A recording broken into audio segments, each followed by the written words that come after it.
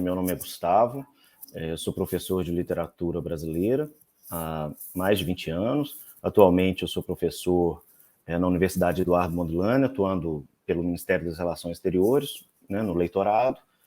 E hoje a gente vai falar, né, sobre um autor importantíssimo para a literatura brasileira, né, que é o Domingos José Gonçalves de Magalhães, e sobre o texto, mais especificamente, sobre a segunda parte do texto, Discurso sobre a História da Literatura do Brasil, publicado em 1836, né, é um período marco assim, do início do romantismo no Brasil. Esse programa, né, essa aula, uma aula que vai ficar para todos, né, para auxiliar os professores e os estudantes a estudarem, né, e está dentro do curso, né, 200 anos de nacionalismo literário no Brasil. Eu optei por fazer esse caminho, né, que é o contexto, né, um caminho clássico, um contexto do autor e da obra, um contexto histórico, auxiliado pelo Antônio Cândido, né, e alguns outros críticos. O Antônio Cândido é um dos maiores críticos, né, talvez o maior da literatura brasileira. É muito interessante ler esse texto do Gonçalves de Magalhães junto com o Cândido, fazer um resumo, né, propriamente do discurso, né, que foi publicado inicialmente como um ensaio, focando mais nos aspectos da história, da historiografia literária, do nacionalismo e da literatura indígena.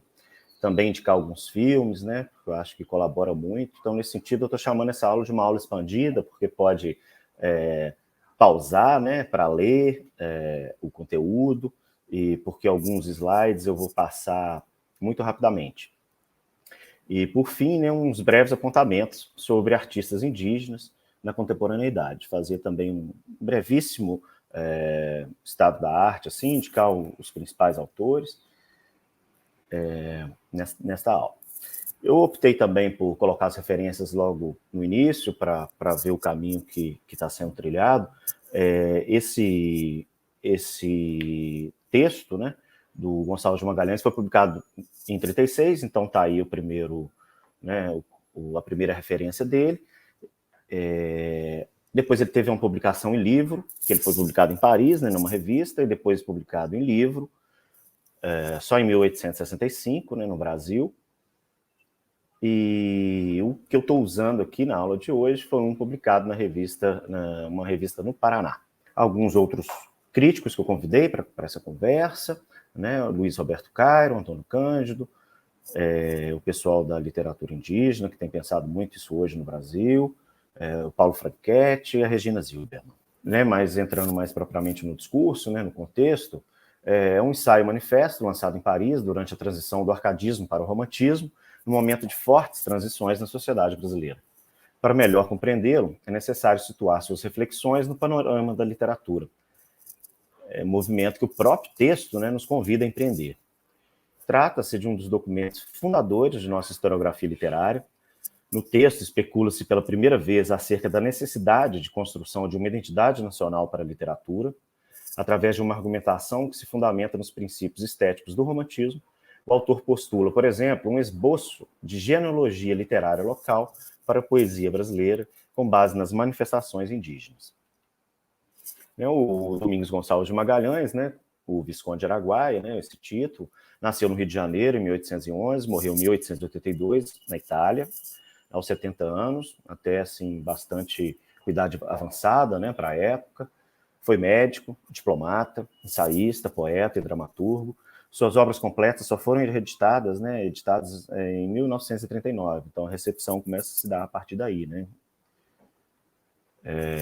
Em julho de 33, né, ele vai para Paris, né, já ainda muito jovem, com 20 anos, sai do Brasil em direção à França, onde lançou em 36 esse discurso, um manifesto importante do romantismo. Em 37, de volta ao Brasil, trabalhou por 10 anos no Maranhão e no Rio Grande do Sul. Em 1847, entrou para a diplomacia, sendo ministro em missão especial no Paraguai, nas Duas Sicílias, no Piemonte, na Rússia, na Espanha, na Áustria, nos Estados Unidos, na Argentina e em Santa Sé. Então, percebe-se, né, assim, um intelectual, de fato, né, que viajou bastante, né, pensando na época, morando em muitos países. Então, isso fez com que ele se contaminasse, né? Aliás, praticamente todos nessa época, né, iam para a Europa para estudar, né, para escrever. Para o Antônio Cândido, né, que viveu aí quase 100 anos, tem uma marca aí, né, morreu há muito pouco tempo, Gonçalves de Magalhães foi, a princípio, um arca-distrito, mas a sua estadia em Paris lhe trouxe a revelação das novas tendências, que abraçou com entusiasmo, vendo nelas, sobretudo, religião e patriotismo. Sendo que a forma mais legítima deste estaria no indianismo. Então, de novo, marcando, né, eu fiz umas marcas para privilegiar essa relação do texto, né, com a literatura indígena.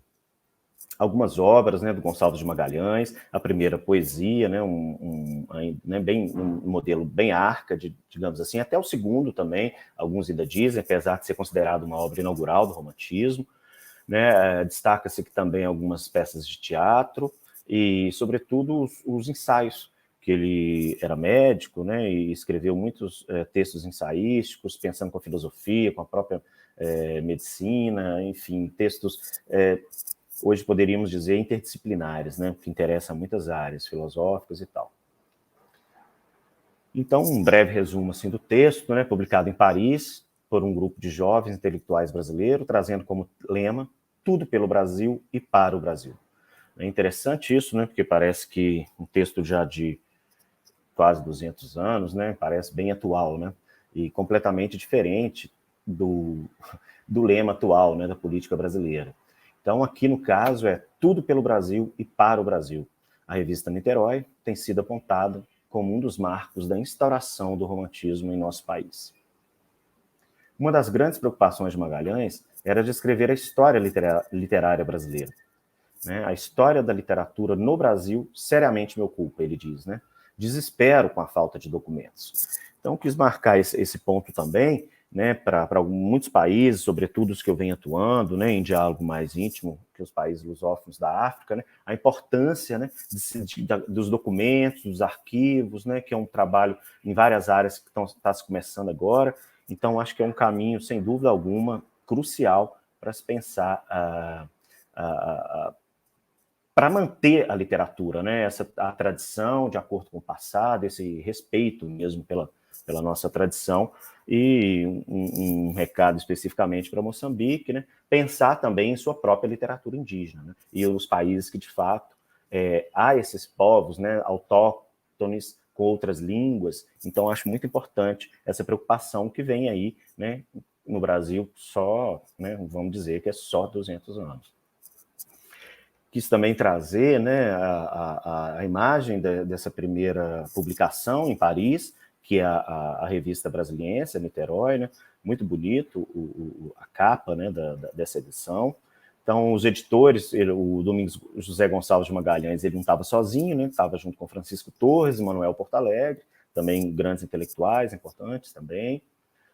Né, ele traz aí também uma advertência ao leitor nessa primeira edição de 36, e essa já é de 1865, a edição em livro, que também está disponível, né, está em domínio público, muito fácil de achar. Eu também coloquei os links, né, do texto, do livro.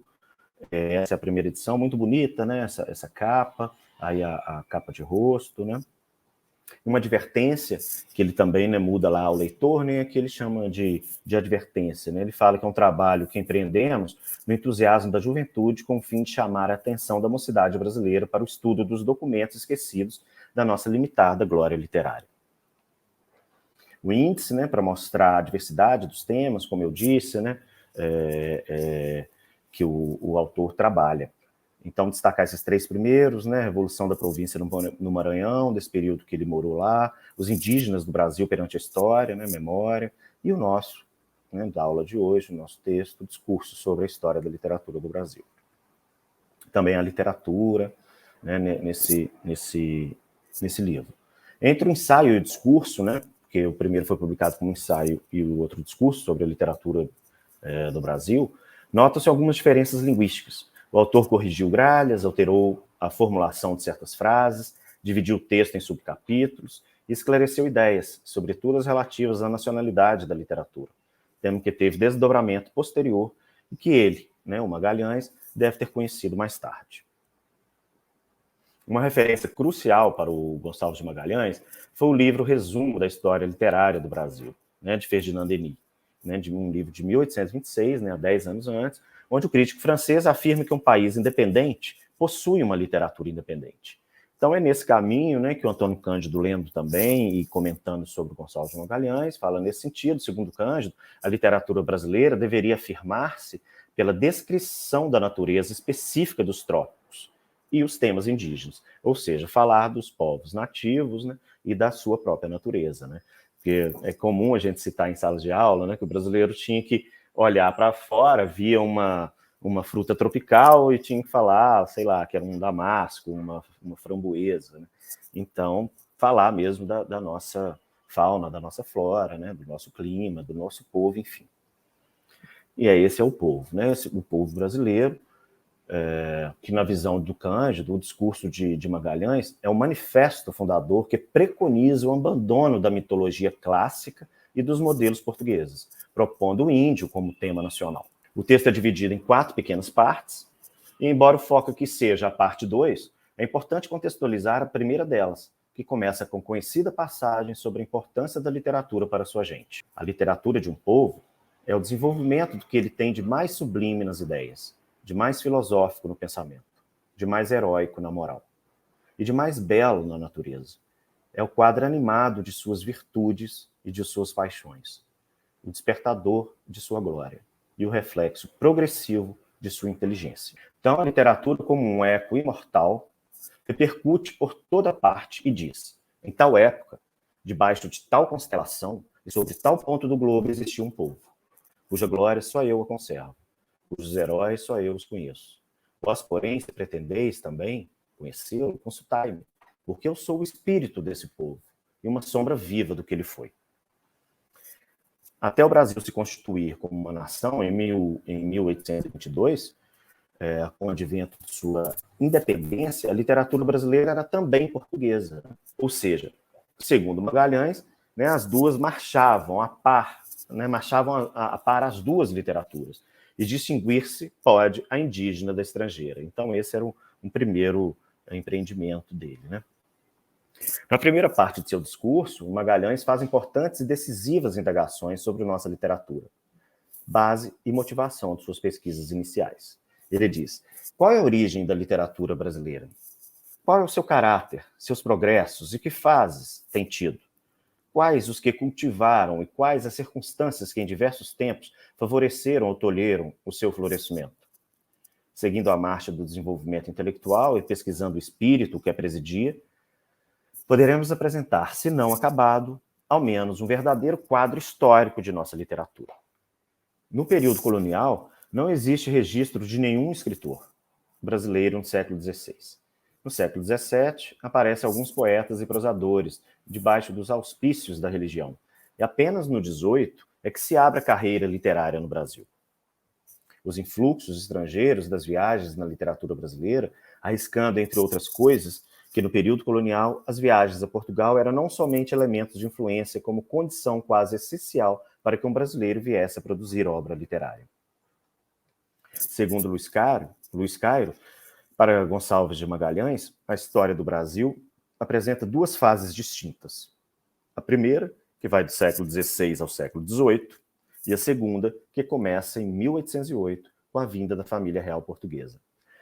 Esse é um momento importante, porque de todos os lugares da colônia, né, o único lugar que recebeu a família real portuguesa foi o Brasil. Então, isso fomentou muito conhecimento, né, porque a própria biblioteca, os próprios livros, a interlocução foi muito maior. Então, vou fazer uma digressão, né, seguindo as orientações de Cândido, a Iniciação à Literatura Brasileira, que é um livro concebido para leitores estrangeiros, que destaca o movimento geral da literatura, encarado historicamente, reduzindo ao máximo o número de autores e de obras citadas, a fim de evitar o tipo catálogo. Então, eu vou passar muito rápido para alguns autores, porque é inevitável, né? E também, ao final, com a indicação de alguns autores da literatura contemporânea indígena. Então, o Antônio Cândido, acho que é um modelo um modelo atual, um modelo bastante usado, né, canônico, né?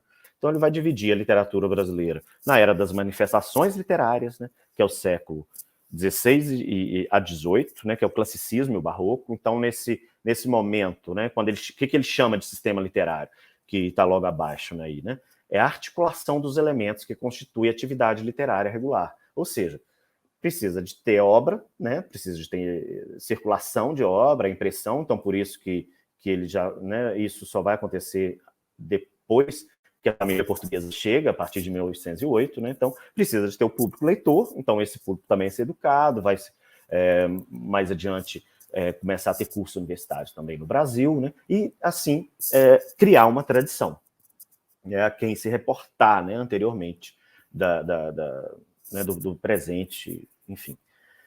Então, essa era das manifestações literárias, que não tem obras assim produzidas exatamente no Brasil dessa forma, né? Então, e depois a era de configuração dos sistemas literários, eu vou desdobrar isso seguidamente, que é especificamente o arcadismo, começa a configurar, e a era do sistema literário consolidado é quando a gente já tem obra, já tem público, já tem essa tradição, porque a gente já lê, né, a partir do romantismo, a gente já lê o arcadismo como cânone, né, como poetas importantíssimos, inclusive, sem dúvida alguma, os que tematizam a questão do indianismo, né.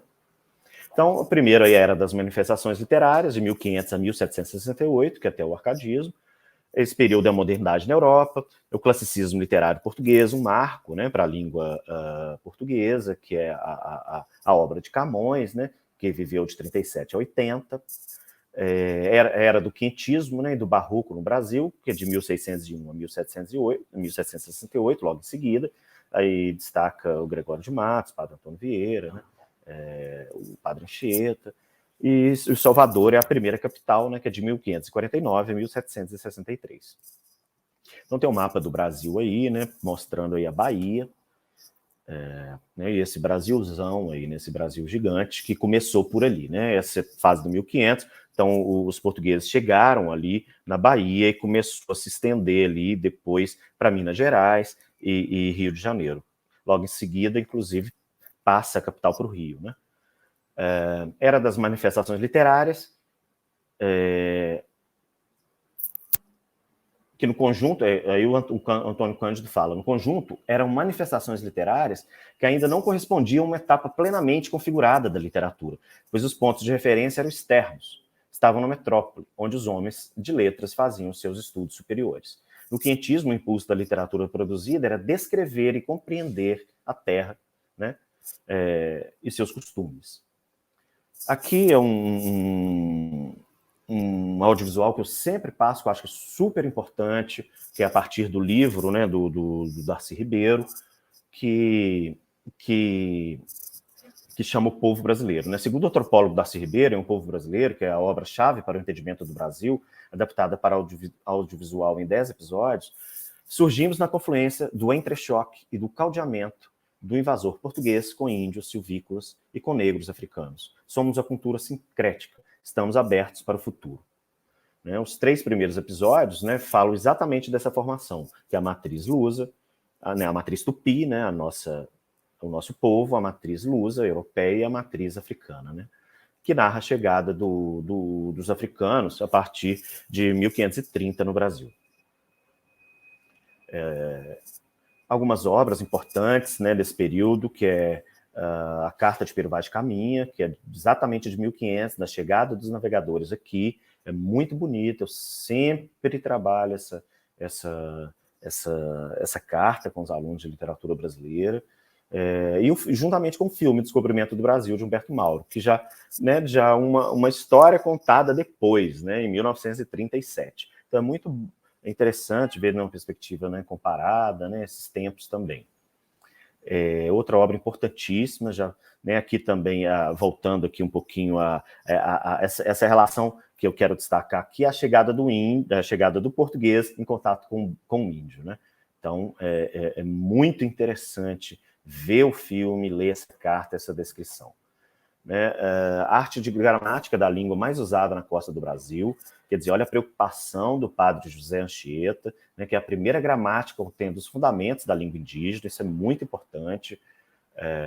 E aí tem um filme também, quem quiser ter interesse, é um filme muito interessante, que chama Anchieta José do Brasil, e nesse filme há sequências inteiras com diálogos em tupi, que não são legendados, né, exatamente para você cair nesse lugar, né, que nos sensibiliza também a querer escutar essa língua, né, a querer compreender, enfim.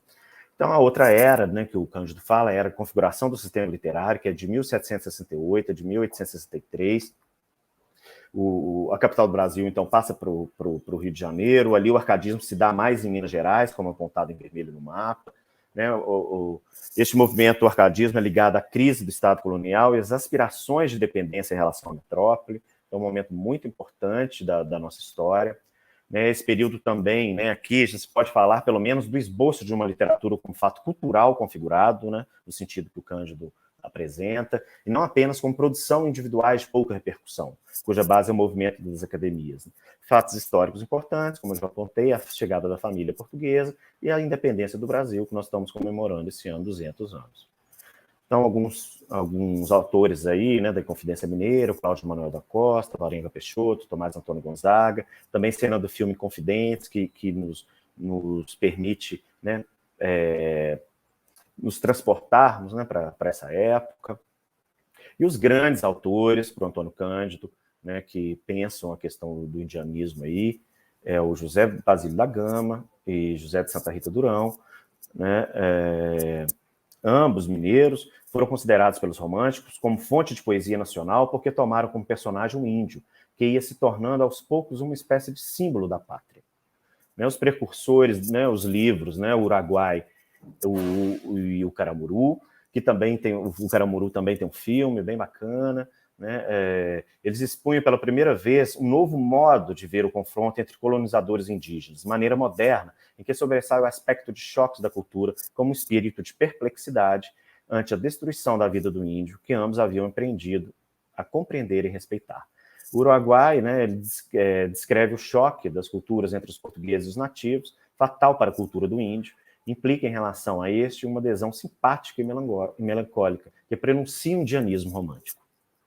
E, por fim, a era do sistema literário, que a gente já nem vai entrar muito dele, porque ele é posterior, né, ao nosso estudo, então, mas que inaugura o romantismo, e é nesse momento também que a gente está, né, que seria aí dados importantes também, que é o 1888, fatos históricos, né, que é o abolicionismo, e a proclamação da República em 1889, já aí tudo mais deslocado para o Rio de Janeiro, como visto ali, sinalizado em vermelho no mapa. Algumas características do romantismo, que são a Revolução Francesa, e nesse sentido o Brasil também começa a se ligar mais à França também, né, nesse sentido de querer matar o pai, né, matar o colonizador, então é um momento muito importante. Inclusive o ambiente, né, desses intelectuais passa a ser mais a França, super importante para o nacionalismo, como eu disse, o indianismo, né, José de Alencar, Gonçalves de Magalhães e Gonçalves Dias. Uma das marcas fundamentais do romantismo no Brasil é o tratamento literário do nacionalismo, afinal, o poeta brasileiro não é guiado por nenhum interesse, e só o amor mesmo da poesia e da pátria o inspira, né? O Gonçalves de Magalhães fala isso. Então, o discurso propriamente dito, a parte 2, o Brasil descoberto em 1500, jaziu 3 séculos debaixo da cadeira de ferro em que se recostava um governador colonial, com todo o peso de sua insuficiência e de seu orgulho. Mesquinhas intenções políticas, por não dizer outra coisa, deitavam leis absurdas e iníquas que entorpeciam o progresso da civilização e da indústria.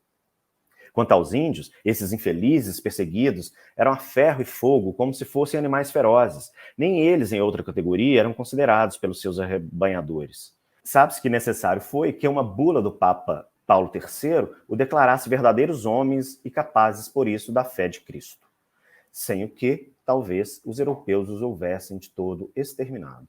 E Magalhães continua, né? Triste é sem dúvida a recordação dessa época em que o brasileiro, como lançado em terra estrangeira, duvidoso em seu próprio país, vagava sem que dizer pudesse. Isto é meu, neste lugar nasci. Envergonhava-se de ser brasileiro e muitas vezes, com o nome de português, se acobertava para, ao menos, aparecer como um ente da espécie humana e poder alcançar um emprego no seu país.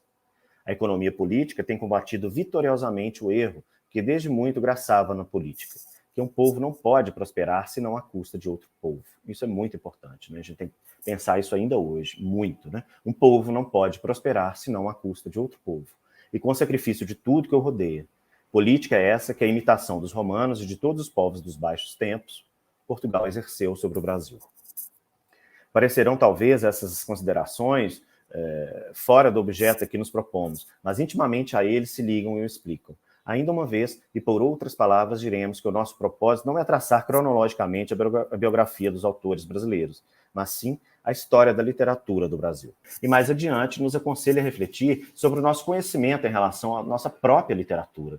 Dizei-me, apreciaste vós as belezas naturais de um Santa Rita Durão, de um Basílio da Gama e de um Caldas? Afinal, que povo escravizado pôde cantar com harmonia quando o retinido das cadeias e o ardor das feridas sua existência torturam? Quem, não tendo a consciência da sua livre existência, só rodeado de cenas de miséria, pôde soltar um riso de alegria e exalar o pensamento de sua individualidade? Não. As ciências, a poesia, as belas artes, filhas da liberdade, não são partilhas do escravo.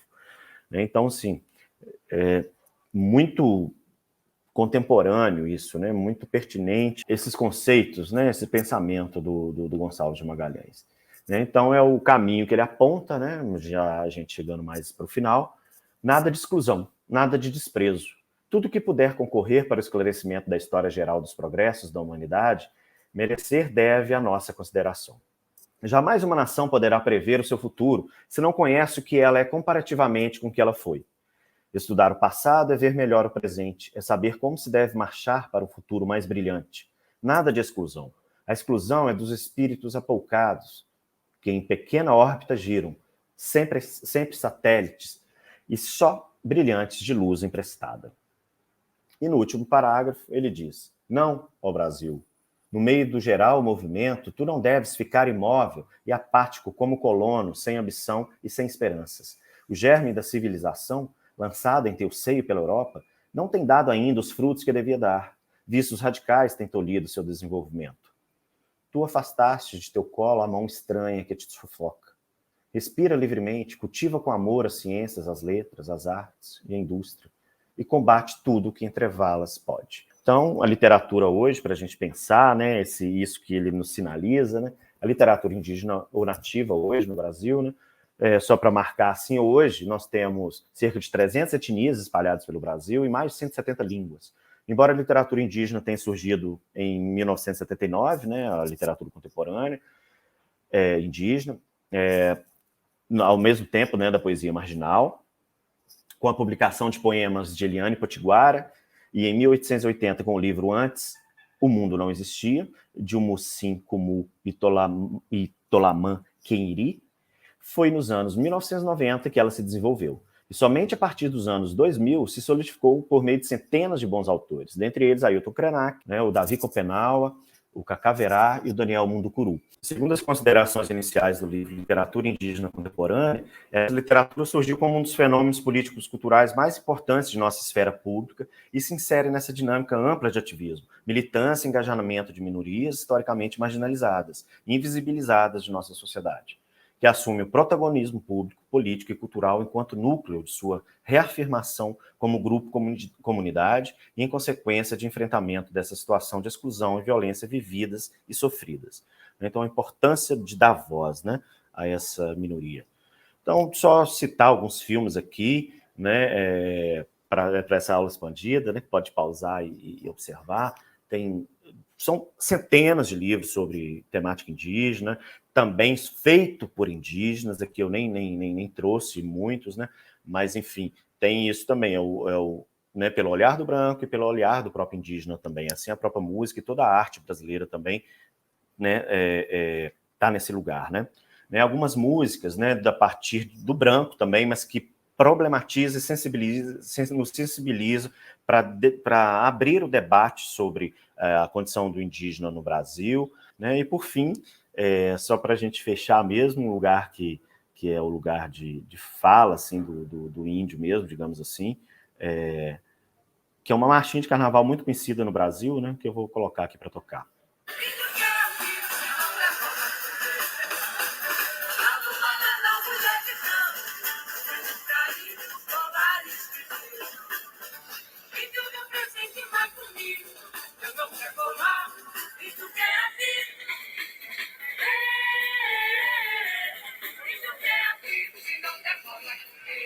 Ficamos por aqui hoje e queria agradecer a oportunidade de reler esses textos, de participar desse